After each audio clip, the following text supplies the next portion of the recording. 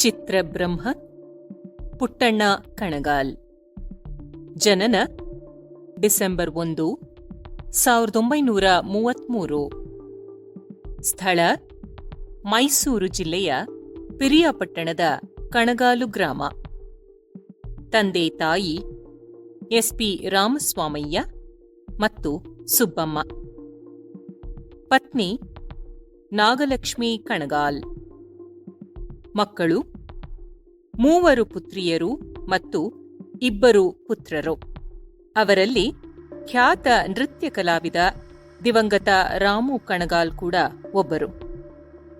ಸಹೋದರ ಖ್ಯಾತ ಸಾಹಿತಿ ಕಣಗಾಲ್ ಪ್ರಭಾಕರ ಶಾಸ್ತ್ರಿ. ಕನ್ನಡ ಚಿತ್ರರಂಗದ ಇತಿಹಾಸದಲ್ಲಿ ಪುಟ್ಟಣ್ಣ ಕಣಗಾಲ್ ಅವರದ್ದು ಎಂದೆಂದೂ ಮರೆಯದ ಹೆಸರು. ಅವರು ಕನ್ನಡದ ಕೀರ್ತಿಯನ್ನು ರಾಷ್ಟ್ರಮಟ್ಟಕ್ಕೆ ಕೊಂಡೊಯ್ದರು. ಕನ್ನಡ ಚಿತ್ರರಂಗದ ಮಹಾನ್ ನಿರ್ದೇಶಕರಾಗಿ ಖ್ಯಾತಿ ಪಡೆದ ಇವರು ಸಿನಿಮಾ ಬರವಣಿಗೆಯಲ್ಲೂ ಜನಪ್ರಿಯರು. ಚಿತ್ರಕಥೆ ಮತ್ತು ಸಂಭಾಷಣೆ ಬರೆಯುವುದರಲ್ಲೂ ಇವರ ಸಾಧನೆ ಅಮೋಘವಾದದ್ದು. ಇವರ ಚಿತ್ರಗಳು ಅತ್ಯಂತ ಉತ್ಕೃಷ್ಟ ಮಟ್ಟದ್ದು. ಸಾಮಾನ್ಯವಾಗಿ ಕಲೆ, ಭಾವನಾತ್ಮಕತೆಯಿಂದ ಕೂಡಿದ ಚಿತ್ರಗಳನ್ನು ನಿರ್ದೇಶಿಸುತ್ತಿದ್ದ ಕಣಗಾಲ್ ಪುಟ್ಟಣ್ಣನವರು ಕನ್ನಡ ಸಿನಿಮಾಕ್ಕೆ ಹೊಸ ರೂಪ, ಹೊಸ ಅಲೆಯನ್ನು ತಂದ ಅಪ್ರತಿಮ ದಿಗ್ದರ್ಶಕರು. ಆರಂಭಿಕ ದಿನಗಳು. ಪುಟ್ಟಣ್ಣನವರು ಮೈಸೂರು ಜಿಲ್ಲೆಯ ಪಿರಿಯಾಪಟ್ಟಣ ತಾಲೂಕಿನ ಕಣಗಾಲು ಗ್ರಾಮದವರು. ಇವರ ಮೊದಲ ಹೆಸರು ಶುಭ್ರವೇಷ್ಠಿ ರಾಮಸ್ವಾಮಯ್ಯ ಸೀತಾರಾಮ ಶರ್ಮ. ಮುಂದೆ ಆದದ್ದು ಎಸ್.ಆರ್. ಪುಟ್ಟಣ್ಣ ಕಣಗಾಲ್. ಕನ್ನಡ ಚಿತ್ರರಂಗದ ಚಿತ್ರ ಸಾಹಿತಿ ಕಣಗಾಲ್ ಪ್ರಭಾಕರ ಶಾಸ್ತ್ರಿ ಇವರ ಸಹೋದರರು.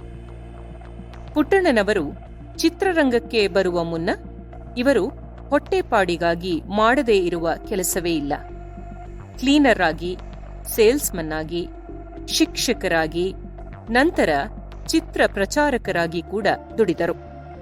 ನಂತರ ಕನ್ನಡ ಚಿತ್ರರಂಗದ ಖ್ಯಾತ ನಿರ್ದೇಶಕ, ನಿರ್ಮಾಪಕರಲ್ಲಿ ಒಬ್ಬರಾದ ಬಿ.ಆರ್. ಪಂತುಲು ಅವರ ಬಳಿ 1954ರಲ್ಲಿ ಕೆಲಸಕ್ಕೆ ಸೇರಿ ಬಹಳ ಬೇಗ ತಮ್ಮ ಪ್ರತಿಭೆ ಮತ್ತು ಆಸಕ್ತಿಯಿಂದಾಗಿ ಪದ್ಮಿನಿ ಪಿಕ್ಚರ್ಸ್ನ ಸಹಾಯಕ ನಿರ್ದೇಶಕರಾಗಿ ಬಡ್ತಿ ಪಡೆದರು.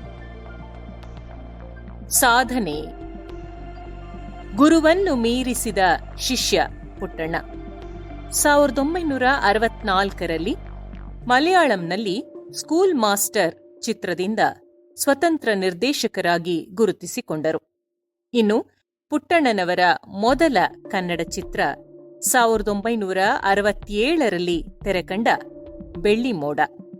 ನಂತರ ಸಾಲು ಸಾಲಾಗಿ ಬಂದ ಇವರ ಶರಪಂಜರ, ಗೆಜ್ಜೆ ಪೂಜೆ, ನಾಗರಹಾವು, ಸಾಕ್ಷಾತ್ಕಾರ, ಮಲ್ಲಮ್ಮನ ಪವಾಡ, ಎಡಕಲ್ಲು ಗುಡ್ಡದ ಮೇಲೆ ಮುಂತಾದ ಚಿತ್ರಗಳು ಪುಟ್ಟಣ್ಣನವರನ್ನು ಯಶಸ್ಸಿನ ಉತ್ತುಂಗಕ್ಕೆ ಕೊಂಡೊಯ್ದಿತ್ತು. ಕಾದಂಬರಿ ಆಧಾರಿತ ಚಿತ್ರಗಳಿಗೆ ಹೆಚ್ಚು ಒತ್ತು ಕೊಡುತ್ತಿದ್ದ ಪುಟ್ಟಣ್ಣನವರು ತಮ್ಮ ಜೀವಿತಾವಧಿಯಲ್ಲಿ ಒಟ್ಟು 37 ಚಲನಚಿತ್ರಗಳನ್ನು ನಿರ್ದೇಶನ ಮಾಡಿದ್ದು, ಇದರಲ್ಲಿ 24 ಕನ್ನಡ ಚಿತ್ರಗಳು. ಉಳಿದಂತೆ ತೆಲುಗು, ತಮಿಳು, ಮಲಯಾಳಂ ಚಿತ್ರಗಳನ್ನು ನಿರ್ದೇಶನ ಮಾಡಿದ್ದಾರೆ. ಹಮ್ ಪಾಂಚ್ ಮತ್ತು ನಾಗರಹಾವು ಚಿತ್ರದ ರೀಮೇಕ್ ಝಹ್ರಿಲಾ ಇನ್ಸಾನ್ ಎಂಬ 2 ಹಿಂದಿ ಚಿತ್ರಗಳನ್ನು ಇವರು ನಿರ್ದೇಶಿಸಿದ್ದಾರೆ. ಗೆಜ್ಜೆ ಪೂಜೆ ಚಿತ್ರ ಬಿಡುಗಡೆಯಾದ ಸಂದರ್ಭದಲ್ಲಿ ಚಿತ್ರಮಂದಿರಗಳ ಹೊರಗೆ ಕರವಸ್ತ್ರಗಳನ್ನು ಮಾರಾಟ ಮಾಡಲು ವ್ಯವಸ್ಥೆ ಮಾಡಿದ್ದರಂತೆ. ಪುಟ್ಟಣ್ಣ ಅವರು ಹುಟ್ಟು ಹಾಕಿದ ಕಲಾವಿದರೆಲ್ಲರೂ ಎತ್ತರಕ್ಕೆ ಬೆಳೆದರು. ಉದಾಹರಣೆಗೆ ರಜನಿಕಾಂತ್ ಅಂತಾರಾಷ್ಟ್ರೀಯ ಮಟ್ಟದಲ್ಲಿ ಹೆಸರು ಮಾಡಿದರು. ಹಾಗೆಯೇ ಕನ್ನಡದಲ್ಲಿ ಸಾಹಸ ಸಿಂಹನಾಗಿ ಮೆರೆದ ಡಾ. ವಿಷ್ಣುವರ್ಧನ್, ಆರತಿ, ಅಂಬರೀಷ್, ಶ್ರೀನಾಥ್, ರಾಮಕೃಷ್ಣ, ಪದ್ಮಾವಾಸಂತಿ, ಅಪರ್ಣ, ಧೀರೇಂದ್ರ ಗೋಪಾಲ್, ವಜ್ರಮುನಿ ಮುಂತಾದವರು ಚಲನಚಿತ್ರಕ್ಕೆ ಬರಲು ಕಾರಣರಾದವರು ಕಣಗಾಲ್ ಪುಟ್ಟಣ್ಣ. ನಟರಷ್ಟೇ ಅಲ್ಲದೆ ಸಂಗೀತ ಮತ್ತು ಗಾಯನ ಕ್ಷೇತ್ರದಲ್ಲಿ ಕೂಡ ಅವರು ನಾಡಿನ ಹೊಸ ಪ್ರತಿಭೆಗಳಿಗೆ ಅವಕಾಶ ಮಾಡಿಕೊಡುತ್ತಿದ್ದರು. ಅವರಲ್ಲಿ ಗಾಯಕಿ ಬಿ.ಕೆ. ಸುಮಿತ್ರಾ, ಕಸ್ತೂರಿ ಶಂಕರ್, ಬಿ.ಆರ್. ಛಾಯಾ ಮುಂತಾದವರು ಕೂಡ ವಿಶಿಷ್ಟ ಕೊಡುಗೆಗಳು. ಸದಾ ಪ್ರಯೋಗಶೀಲರಾಗಿರುತ್ತಿದ್ದ ಇವರು ರವಿ ಸುದರ್ಶನ್ರಂತಹ ಸಾಮಾನ್ಯ ಧ್ವನಿಗಳನ್ನು ಹಿನ್ನೆಲೆ ಗಾಯನದಲ್ಲಿ ಅಸಾಮಾನ್ಯ ರೀತಿಯಲ್ಲಿ ಬಳಸಿದ್ದು ಮತ್ತೊಂದು ವಿಶೇಷ. ಇನ್ನು ಕವಿ ಗೀತೆಗಳಿಗೆ ಪ್ರಾಶಸ್ತ್ಯ ಕೊಟ್ಟು ದ.ರಾ. ಬೇಂದ್ರೆ, ಜಿ.ಎಸ್. ಶಿವರುದ್ರಪ್ಪನವರ ಕಾವ್ಯಗಳನ್ನು ಸುಂದರ ಚಿತ್ರಗೀತೆಯನ್ನಾಗಿಸಿದರು. ಹಾಗೆಯೇ ಎಂ.ಎನ್. ವ್ಯಾಸರಾವ್, ದೊಡ್ಡರಂಗೇಗೌಡ ಇಂತಹ ಯುವ ಕವಿಗಳನ್ನು ಚಿತ್ರರಂಗಕ್ಕೆ ಪರಿಚಯಿಸಿದವರು ಪುಟ್ಟಣ್ಣನವರು. ಕೆಲವು ಜನಪ್ರಿಯ ಗೀತೆಗಳೆಂದರೆ ಮೂಡಲ ಮನೆಯ ಮುತ್ತಿನ ನೀರಿನ ಎರಕಾವ ಹೊಯ್ದ, ಉತ್ತರ ಧ್ರುವದಿಂ ದಕ್ಷಿಣ ಧ್ರುವಕ್ಕೂ, ಕೊಡಗಿನ ಕಾವೇರಿ, ಬಾರೆ ಬಾರೆ ಚಂದದ ಚೆಲುವಿನ ತಾರೆ, ಜನ್ಮ ಜನ್ಮದ ಅನುಬಂಧ, ವಿರಹ ನೂರು ನೂರು ತರಹ, ವೇದಾಂತಿ ಹೇಳಿದನು, ಈ ಸಂಭಾಷಣೆ ನಮ್ಮ ಈ ಪ್ರೇಮ ಸಂಭಾಷಣೆ, ಹೀಗೆ ಒಂದಕ್ಕಿಂತಲೂ ಒಂದು ಮಧುರಾತಿ ಮಧುರ ಗೀತೆಗಳ ಸರಮಾಲೆ ಮತ್ತು ಹಾಡುಗಳನ್ನು ಹೇಗೆ ಕಥನದ ಒಂದು ಭಾಗವಾಗಿಸಿ ಬಳಸಬಹುದು ಎಂದು ತೋರಿಸಿಕೊಟ್ಟವರು ನಾಗರಹಾವು ಚಿತ್ರದ ಕನ್ನಡ ನಾಡಿನ ವೀರರ ಮಣಿಯ ಮೂಲಕ ಅವರು ಒನಕೆ ಓಬವ್ವನನ್ನು ನಾಡಿಗೆ ಪರಿಚಯಿಸಿದ ರೀತಿ ನಿಜಕ್ಕೂ ವಿಶಿಷ್ಟವಾದದ್ದು. ಪ್ರಶಸ್ತಿಗಳು. ಪುಟ್ಟಣ್ಣ ಕಣಗಾಲ್ ಅವರು 3 ರಾಷ್ಟ್ರೀಯ ಚಲನಚಿತ್ರ ಪ್ರಶಸ್ತಿಗಳಿಗೆ ಭಾಜನರಾಗಿದ್ದಾರೆ. 3 ಫಿಲ್ಮ್ಫೇರ್ ಪ್ರಶಸ್ತಿಗಳು ಮತ್ತು ಕರ್ನಾಟಕ ರಾಜ್ಯ ಚಲನಚಿತ್ರ ಪ್ರಶಸ್ತಿಗಳನ್ನು ಪಡೆದಿದ್ದಾರೆ. ಕರ್ನಾಟಕ ರಾಜ್ಯ ಸರ್ಕಾರದ ವತಿಯಿಂದ ಪ್ರತಿ ವರ್ಷ ಚಿತ್ರರಂಗದ ಸಾಧಕರಿಗೆ ಪುಟ್ಟಣ್ಣ ಕಣಗಾಲ್ ಪ್ರಶಸ್ತಿ ನೀಡಿ ಗೌರವಿಸಲಾಗುತ್ತಿದೆ.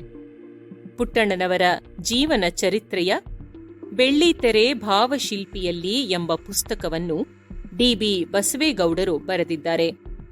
ಕನ್ನಡದ ಖ್ಯಾತ ಕಾದಂಬರಿಕಾರ್ತಿ ದಿವಂಗತ ಎಂ.ಕೆ. ಇಂದಿರಾರವರು ಚಿತ್ರಶಿಲ್ಪಿ ಪುಟ್ಟಣ್ಣ ಕಣಗಾಲ್ ಎಂಬ ಪುಸ್ತಕವನ್ನು ಬರೆದಿದ್ದಾರೆ. ಚಿತ್ರಬ್ರಹ್ಮ ಪುಟ್ಟಣ್ಣ ಕಣಗಾಲ್ ಶ್ರೀಸಾಮಾನ್ಯರಿಂದ ಹಿಡಿದು ಬುದ್ಧಿವಂತ ಜನಾಂಗದವರೆಗೆ ತಮ್ಮ ಅಸಾಮಾನ್ಯ ಸಾಮರ್ಥ್ಯದಿಂದ ಕನ್ನಡ ಚಿತ್ರರಂಗದಲ್ಲಿ ತಮ್ಮ ಛಾಪನ್ನು ಮೂಡಿಸಿ ಭಾರತೀಯ ಚಿತ್ರ ಜಗತ್ತಿನ ಇತಿಹಾಸದಲ್ಲಿ ಇಂತಹ ಅಪರೂಪದ ಅಪೂರ್ವರ ಸಾಲಿಗೆ ಸೇರತಕ್ಕವರು ಪುಟ್ಟಣ್ಣ ಕಣಗಾಲ್. ಜೂನ್ 5, 1985ರಲ್ಲಿ ಮಸಣದ ಹೂವು ಚಿತ್ರ ನಿರ್ದೇಶನದ ಸಮಯದಲ್ಲಿ ಚೆನ್ನೈನಲ್ಲಿ ಇವರು ನಿಧನರಾದರು. ಇವರ ನಿಧನಾನಂತರ ಅರ್ಧ ಪೂರ್ಣಗೊಂಡ ಚಿತ್ರಗಳನ್ನು ಪೂರ್ಣಗೊಳಿಸಲಾಯಿತು. ಮಸಣದ ಹೂವು ಚಿತ್ರದ ಉಳಿದ ಭಾಗವನ್ನು ಪುಟ್ಟಣ್ಣನವರ ಶಿಷ್ಯರಾದ ಕೆ.ಎಸ್.ಎಲ್. ಸ್ವಾಮಿ ಪೂರ್ತಿಗೊಳಿಸಿದರು. 1000 ಮೆಟ್ಟಿಲು ಚಿತ್ರವನ್ನು ಅದರ ನಿರ್ಮಾಪಕರಾದ ಡಿ.ಬಿ. ಬಸವೇಗೌಡರು ಸಂಪೂರ್ಣ ಮಾಡಿದರು. ಒಬ್ಬ ನಿರ್ದೇಶಕನ 2 ಅಪೂರ್ಣ ಚಿತ್ರಗಳು ಅವರ ನಿಧನಾನಂತರ ಪೂರ್ಣಗೊಂಡಿದ್ದು ಒಂದು ದಾಖಲೆಯೇ ಸರಿ.